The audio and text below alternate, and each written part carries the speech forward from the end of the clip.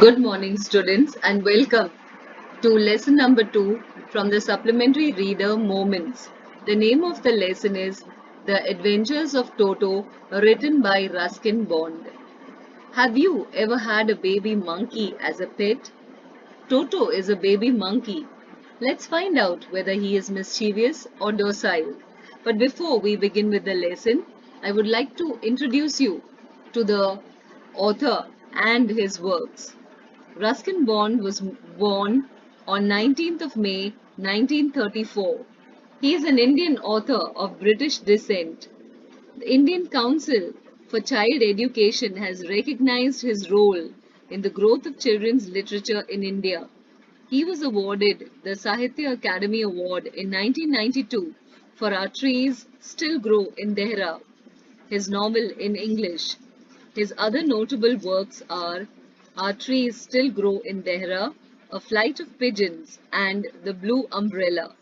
So, children, let us read the lesson and find out whether Toto is kept in Ruskin Bond's home to the end or whether they have to give him up.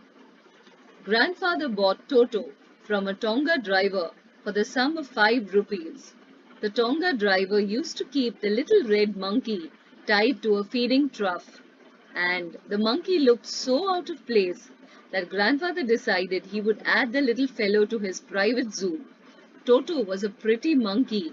His bright eyes sparkled with a mischief beneath deep-set eyebrows, and his teeth, which were a pearly white, were very often displayed in a smile that frightened the life out of elderly Anglo-Indian ladies.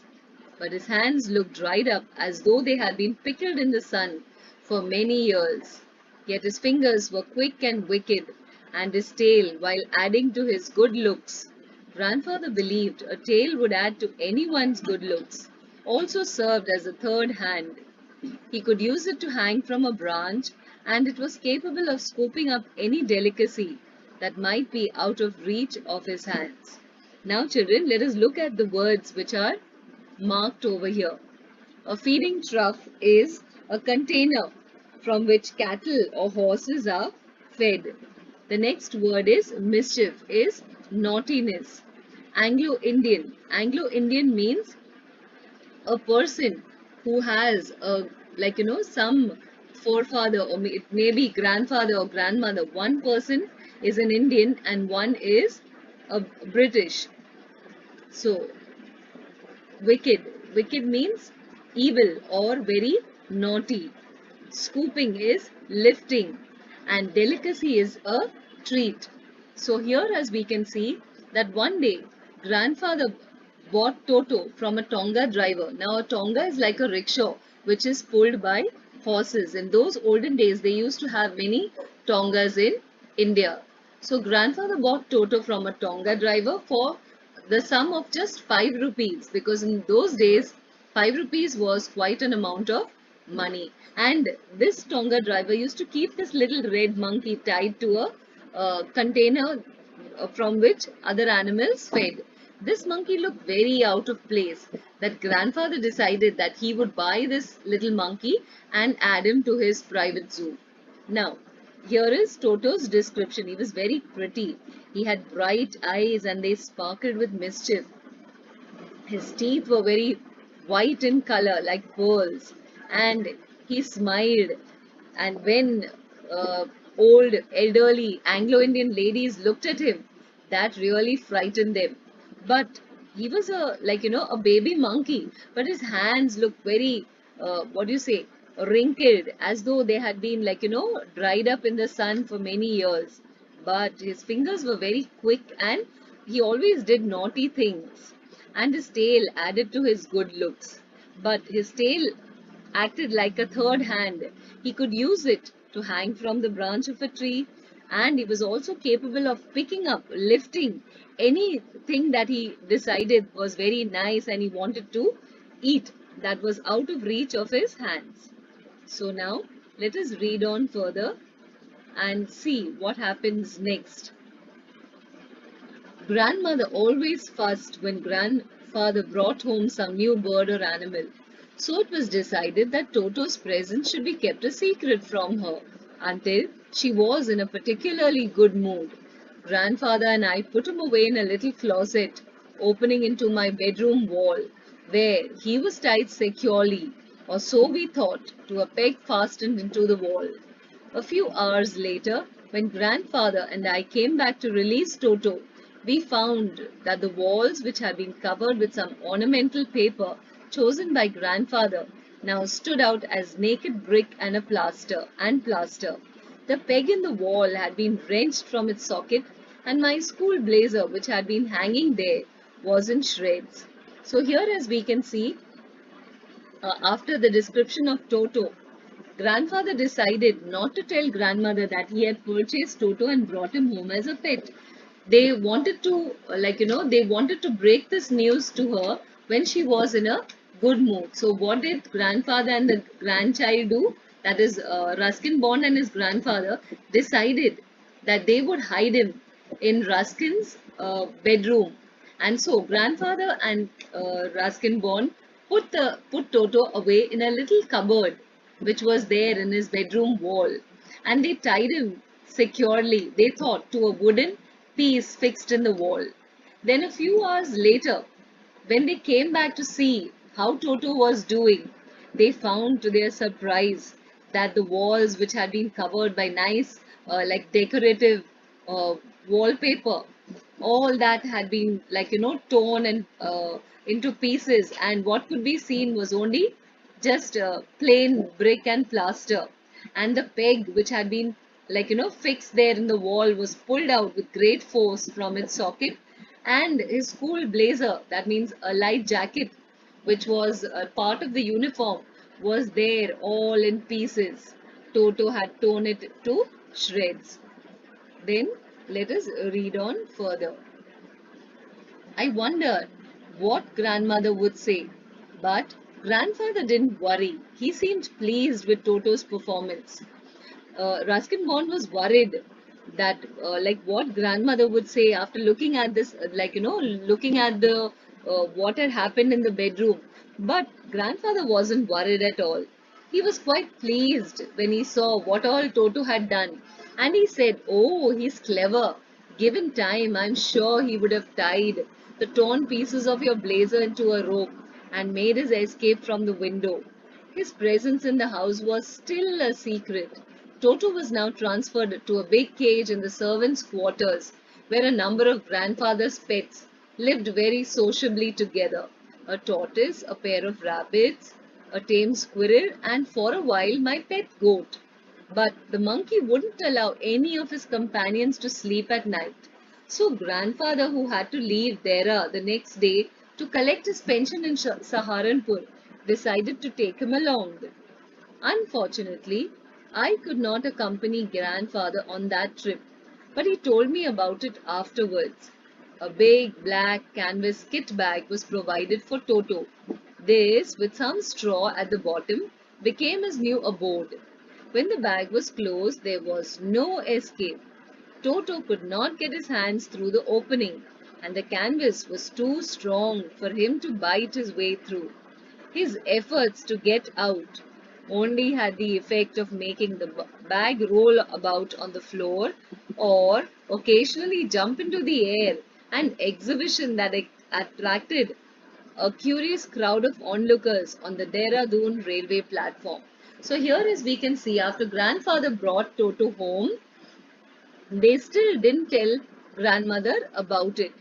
And then, so what they did was that after the scene in the bedroom, they decided to shift Toto to a big cage in the servants' quarters where Ruskin Bond's grandfather had several other pets, and all of them lived very, comfortably, very amicably, without quarreling. There was a tortoise, there were a pair of rabbits, a tame squirrel, and even for a short while, Ruskin's pet goat was also there. And after grandfather put him there, they realized that Toto wouldn't allow any of his companions to sleep at night. So grandfather decided that since he was going to leave Dehradun and go to Saharanpur in order to collect his pension, he knew that he couldn't leave Toto at home, and so he decided to take him along with him on his train journey. So, what grandfather did was he put him in a big black canvas kit bag, and in that he put some straw to make it comfortable for him to be there.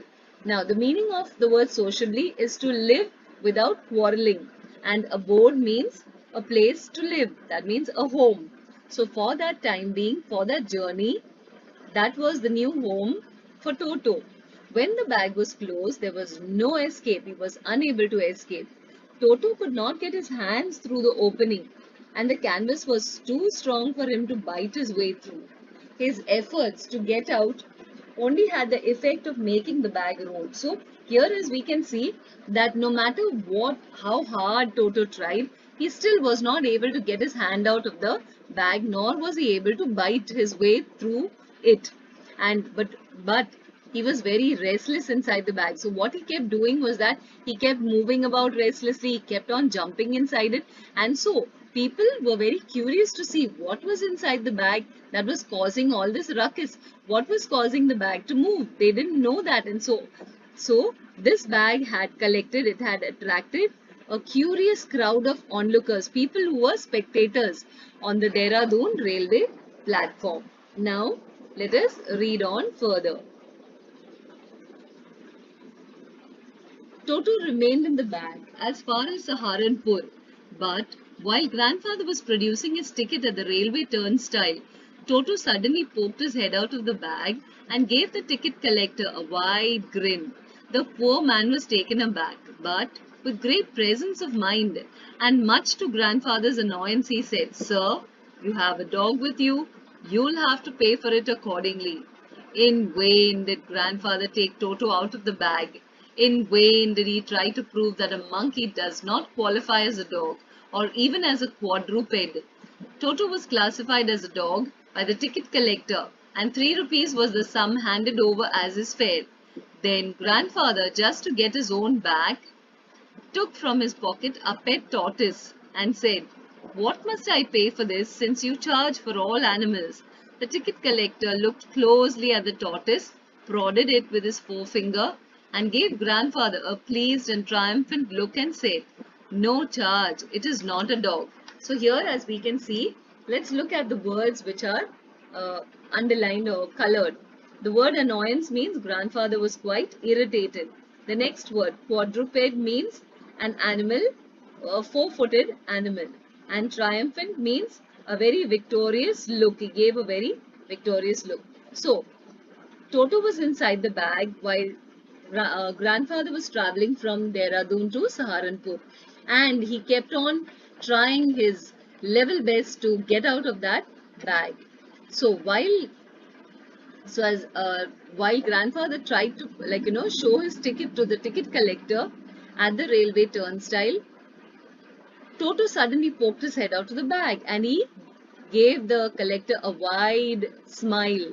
The poor man was so shocked, but with great presence of mind, and grandfather was quite irritated. He said, "Sir, you have a dog and so you have to pay for that dog's ticket." And grandfather tried his best to prove that Toto, he got him out of the bag. He tried to make the ticket collector change his mind, but the ticket collector wouldn't do that. He said he's not a dog, he's not even a quadruped, but the ticket collector would not hear anything that grandfather had to say, and he was very adamant. He was very firm in his decision that you have to pay me you have to pay the ticket for this animal. And so grandfather gave him 3 rupees as ticket fare. Then grandfather, just to show, just to get back at the ticket collector, took out from his pocket the pet tortoise. And he said, "Well, sir, since you're charging for all animals, what will you charge for this tortoise?" But the ticket collector, he wanted to get one over, put one over the Ruskin's grandfather. And so he said, he poked at the tortoise and he gave grandfather a very happy and victorious look, and he said, "Oh, no charge. This is not a dog." So let us Read on further, children. This is the Saharanpur railway station, and we can see the ticket collector. We can see Ruskin's grandfather there, and the the monkey poking his head out of that canvas bag, and the tortoise. Now, when Toto was finally accepted by grandmother, he was given a very comfortable home in the stable, where he had for a companion the family donkey Nana. On Toto's first night in the stable, grandfather paid him a visit to see if he was comfortable. To his surprise, he found Nana without apparent cause pulling at her halter and trying to keep her head as far as possible from a bundle of hay. Grandfather gave Nana a slap across her haunches and she jerked back, dragging Toto with her. He had fastened onto her long ears with his sharp little teeth, and so Toto and Nana never became friends. A great treat for Toto during cold winter evenings was the large bowl of warm water given him by grandmother for his bath. He would cunningly test the temperature with his hand, then gradually step into the bath, first one foot, then the other, until he was into the water up to his neck. So here as we can see that after returning from the Saharanpur trip, grandmother came to know about Toto and she accepted him as the new pet in her family. Then they put him in the grandfather put Toto in the stable, which was quite comfortable. And there in the stable, Toto had for his companion the family donkey Nana. So on his first night there, grandfather went to see how Toto was doing and how he was getting along with the family donkey. And he was quite surprised to find Nana, who kept on pulling at her halter. That means to that strap which, kept her there.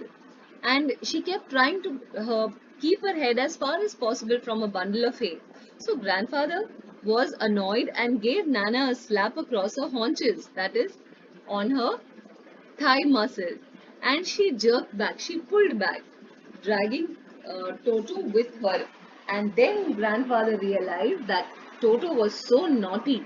He had bitten, he had bit her long ears with his sharp little teeth, and she was right in trying to get away from him. So, in conclusion, to make a long story short, Toto and Nana never became friends. But what was a great treat for Toto was that Ruskin's grandmother always gave him a big bowl of warm water in order to have a bath. So what he did was that very cunningly he would put his hand inside the water and check the temperature. Then he would put one foot in and then the other, and then he would slide down until he was into the water up to his neck. Once comfortable, he would take the soap in his hands or feet and rub himself all over. And when the water became cold, he would get out and run as quickly as he could to the kitchen fire in order to dry himself. If anyone laughed at him during his performance, Toto's feelings would be hurt and he would refuse to go on with his bath. One day, Toto nearly succeeded in boiling himself alive. A large kitchen kettle had been left on the fire to boil for tea, and Toto, finding himself with nothing better to do, decided to remove the lid. Finding the water just warm enough for a bath, he got in with his head sticking out from the open bottle. This was just kettle. This was just fine for a while, until the water began to boil. Toto then raised himself a little, but finding it cold outside, sat down again. He continued hopping up and down for some time until grandmother arrived and hauled him half boiled out of the kettle. So here as we can see this word hauled is she like pulled him out with force out of that kettle. So what Toto enjoyed a lot was having bath with warm water that grandmother gave him. And when he was comfortable in that big bowl, he would take the soap and then rub himself all over. And then in due course of time, when the water became cold, he would get out and run as quickly as possible to the kitchen fire in order to dry himself. And when, if any of the family members laughed at Toto during this bathing performance. Toto was very sensitive and he would be hurt, and then he would refuse to go on with his bath. So one day he nearly boiled himself alive. What happened was that there was a large kitchen kettle left on the fire to boil for tea, and since he had nothing better to do, he decided to remove the lid. Then he put his hand inside and he saw that he realized that the water was just warm enough to have a bath, and so he climbed into the kettle. He climbed into the kettle, and then he realized that the water was just warm enough to have a bath. So he climbed inside the kettle, and then as the water began to boil, it kept getting warmer. So what he did was that he kept, putting one foot down and raising the other foot, and when that foot got hot, he lifted it. So he kept jumping up and down, hopping up and down for some time, until grandmother came there, and she was shocked to see him inside the kettle which was on the fire. So she, hurriedly hauled him out. She pulled him out of that. He was almost half boiled out of the kettle. So Ruskin Bond says that if there is a part of the brain especially devoted to mischief, that part was largely developed in Toto. He was always tearing things to pieces. Whenever one of my aunts came near him, he made every effort to get hold of a dress and tear a hole in it. One day, at lunchtime, a large dish of pulao stood in the center of the dining table. We entered the room to find Toto stuffing himself with rice. So here, Ruskin Bond says that if there is any part of the brain which is given to doing mischief, that part was largely developed in Toto, because all the time he kept doing some mischief for the other. He always kept tearing things to pieces. And whenever any of his aunts came near Toto, Toto tried, he made every effort to catch hold of the dress and tear a hole in it. And then one day, it was lunchtime, and a large dish of pulao was on the table. And so they entered the room to find Toto stuffing himself with the rice. So Ruskin's grandmother screamed, and Toto was so angry that he threw a plate at her. And then one of the aunts rushed forward to shield the grandmother, and Toto threw a glass of water in the face. When grandfather arrived, Toto picked up the dish of pulao and made his exit through a window. We found him in the branches of the jackfruit tree, the dish still in his arms, and he remained there all afternoon, eating slowly through the rice, determined on finishing every grain. And then, in order to spite grandmother, who had screamed at him, he threw the dish down from the tree and chattered with delight when it broke into 100 pieces. Obviously, Toto was not the sort of pet which we could keep for long. Even grandfather realized that. We were not well to do and could not afford the frequent loss of dishes, clothes, curtains, and wallpaper.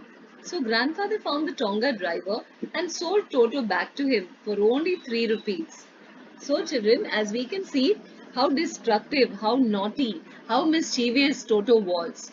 One day when the family gathered for lunch, they heard grandmother screaming. Toto had thrown a plate at her, and when one of the aunts came in between, he threw a glass of water. And when grandfather arrived at that scene, Toto picked up that whole dish of pilau and he ran through a window. He made his exit, and when they went searching for him, they found him sitting in the branches of the jackfruit tree, and that dish was still in his arms. He sat there all afternoon eating slowly, determined to finish every grain of rice of that pulao. And then, in order, to teach grandmother a lesson who had screamed at him for shouting at him, he threw the dish down from the tree and was chattering with delight. He was so happy when it broke into 100 pieces. So, as we can see in conclusion, children, that Toto was a very expensive pet. They were not able to keep him because he was not the sort of animal that they could keep in the house for long. Grandfather also realized that he was an animal lover, but he knew that there was a limit They could not tolerate Toto beyond this. They were not well to do. They could not afford the frequent loss of dishes, clothes, curtains, and even wallpaper. And so, as a last resort, what grandfather did was, when they had enough of Toto, he took Toto, went back to the Tonga driver, and said, "Here, I don't want him any longer." And he sold Toto back to the uh, Tonga driver for only 3 rupees. So here, children, as we can see, that people love having pets and they like to keep pets at home and they do care for them. But sometimes the pets are so naughty and mischievous, just like Toto, that they're not able to stay with human beings, and therefore grandfather had to get rid of Toto. So in the whole lesson we have studied about the adventures that Toto had while he was in Ruskin Bond's grandfather's house. So now let us go and have a look at the question answers of this lesson. A look at the glossary. Turnstile is a mechanical gate consisting of a revolving this thing. It moves around and it's fixed to a vertical post, allowing only one person. Like one person will move and then it turns and allows the other person. So allowing only one person at a time to pass through. You will find this kind of a gate, a turnstile. You will find it at zoos, or you will find it at amusement parks where all people will not enter in together. Then, the meaning of the word halter is a rope or a strap placed around the head of a horse or an animal, and it is used for pulling it or for tying it. Tethering is to tie it. Now that we have had a look at the story and at the meanings, now let us have a look at the question answers of the lesson. How does Toto come to grandfather's private zoo? Ruskin Bond, in his story, The Adventures of Toto, has told us that the Tonga driver owned the little red monkey and he had tied him to a feeding trough. The writer's grandfather felt that the monkey looked very out of place, and so he bought it for 5 rupees. He decided to add Toto, this little monkey, to his private zoo, and he was the one to give him the name Toto. Toto, question number 2.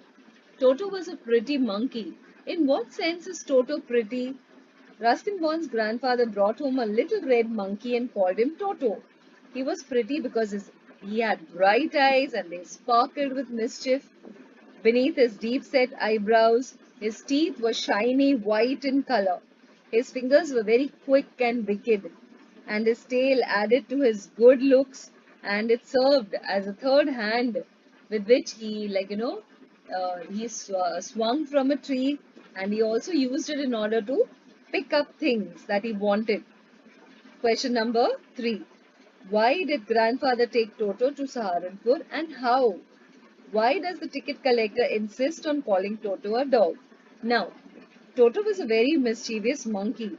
He disturbed the animals in grandfather's zoo. Grandfather had to go to Saharanpur to collect his pension, but he knew he couldn't leave Toto behind, and so he took him along in a canvas bag as he was going to travel by train, and he didn't want the other passengers in the train being disturbed by him.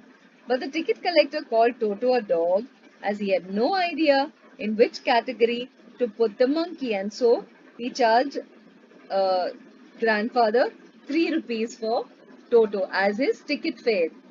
Then, question number 4. How does Toto take a bath? Where has he learned to do this? And how does Toto almost boil himself alive? Toto cunningly tested the temperature in the bowl with his hand and then gradually stepped into the bath. He stepped in first with one foot, then the other, and then he would slide into the water until it was up to his neck. He rubbed himself all over with the same soap, and he learned it all by watching the narrator having his own bath. One day he got into a very large kitchen kettle in which water was boiling.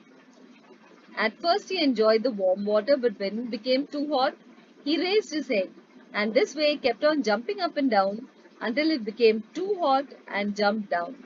When he felt cold, luckily grandmother arrived on time and pulled him out in a almost half-boiled condition. Then, the last question. Why does the author say Toto was not the sort of pet we could keep for long? Now, as you know in the story, Toto was very clever, but he was overactive and couldn't adjust with the other pet animals or even the members of the writer's family. He caused a lot of destruction and he didn't even learn how to live peacefully with the family. He was always tearing things to pieces and making people who came to the narrator's house very uncomfortable. He would break dishes, tear curtains, clothes, and wallpaper. The writer's family was not well to do and they couldn't afford the losses created by Toto. And so grandfather and the writer realized that Toto was not the sort of pet they could keep, and he was sold back to the Tonga driver for just 3 rupees. Now, the next question which you have to write about is, do you have a pet? uh, what kind of a pet is it? Is your pet mischievous? So you have to describe your pet.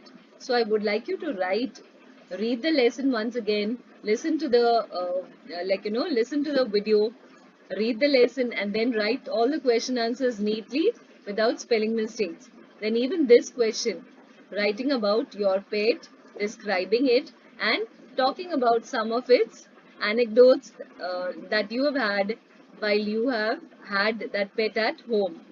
Then, the books that are suggested for reading are all these three books are wonderful books. My Family and Other Animals is written by Gerald Durrell. Now, Gerald Durrell is an animal lover, and in the earlier 10th standard textbook, there was a story where Gerald Durrell, it's told about how he loved animals very much. But for a short while, he had a great fascination for scorpions and how he collected scorpions, and that caused an uproar in his house. Then the next one is Grandfather's Private Zoo. Ruskin Bond writes about his grandfather's pet animals and all the funny things that happen when he brings them home. Then Jungle Book by Rudyard Kipling. Who hasn't heard of it? It's a world famous book, and it's about Mowgli and Sher Shah and Sher Khan and Bagheera and all these characters who are much loved characters. It's not only a cartoon film but also made into a film with real life people in it. So I hope you get a chance to read all these books. It will improve your vocabulary, your language, and it will help you get better in English. So children, thank you and have a nice day.